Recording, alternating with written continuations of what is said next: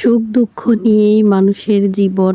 মানুষ মানেই যন্ত্রণা, দুঃখ, শান্তি সবকিছু মিলিয়েই আসলে মানুষের জীবন। তো প্রত্যেকটা দিনই মানুষের ভালো যাবে বা প্রত্যেকটা দিনই মানুষের খারাপ যাবে এটা কিন্তু না। যাই হোক, আসসালামু আলাইকুম। আশা করি সবাই ভালো আছেন। তো এই যে আজকে আমি সারাদিন কি করলাম সেটাই আজকে আপনাদের সাথে শেয়ার করব। তো সকাল সকাল ঘুম থেকে উঠেই ঘরটা আগে ভালো করে গুছিয়ে নিব। কেননা ঘুম থেকে উঠার পরে তো বিছানাপত্র যেমন থাকে আর কি। তো এদিকে দেখেন ঘরটা ভালো করে গুছিয়ে নিচ্ছে। এই যে দেখেন দেওয়ালে যে জিনিসগুলো দেখতেছেন অনেক সুন্দর করে সাজানো, এগুলো কিন্তু সব আমার ননদ অনেক সুন্দর করে ইউটিউব দেখে দেখেই শিখছিল।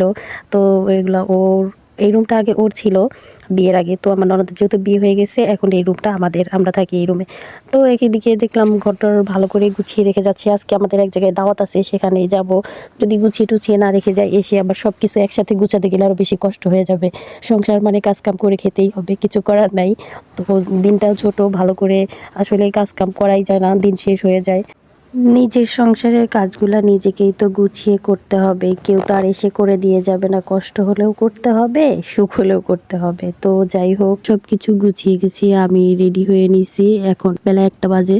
তো 1টার সময় গেছি, আর ওইদিকে সকালে নাস্তা পানি খেয়ে ঘর-টর গুছিয়ে সবকিছু ঠিকঠাক করে রেখে আমরা সবাই রেডি-টেডি হয়ে আসি গাড়ির কাছে, যে গাড়ির জন্য একটু ওয়েট করতেছিলাম। গাড়ি আমাদের বাসার পাশেই, আমার ভাইয়ের গাড়ি। তো ওইখান থেকে আমরা গাড়িতে উঠে পড়লাম। এখন আমরা চলে যাচ্ছি আমার খালা শাশুড়ির বাসায়।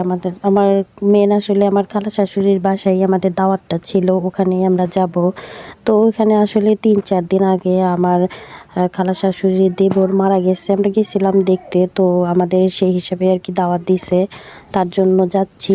তো ওনাদের বাসায় মিলাদ পড়াবে, ছোটোখাটোভাবে কয়েকজন মানুষকে খাওয়াবে। ওনাদের ওরকমের আসলে সামর্থ্য নাই যে অনেক মানুষকে খাওয়াবে, এরকমের কিছু না। তো কিছু মানুষকে খাওয়াবে, তার জন্য আর কি আমাদের যেতে বলছিল।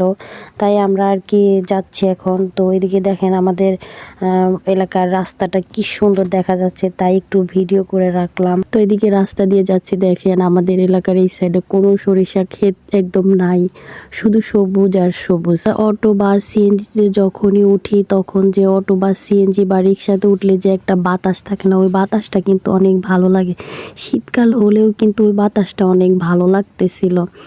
আমরা যখনই মানে সিএনজি উঠি, তখন কিনারে বসার জন্য মানে সাইডে বসার জন্য ধাক্কাধাক্কি শুরু করে দেই আমি আর আমার ননদ। কেননা ওই বাতাসটা অনেক ভালো লাগে। যাই হোক, কথা বলতে বলতে এই যে দেখেন চলে আসছি আমার খালা শাশুড়ির বাসায় দাওয়াত খাওয়ার জন্য। এই যে বাসায় এখন আমরা ঢুকতেছি, এদিকে এসে দেখি রান্নাবান্না সব হয়ে গেছে। আমাদের জন্য আর কোনো কিছুই রাখে না, কারণ আমরা অনেক দেরি করে এসে পড়েছি।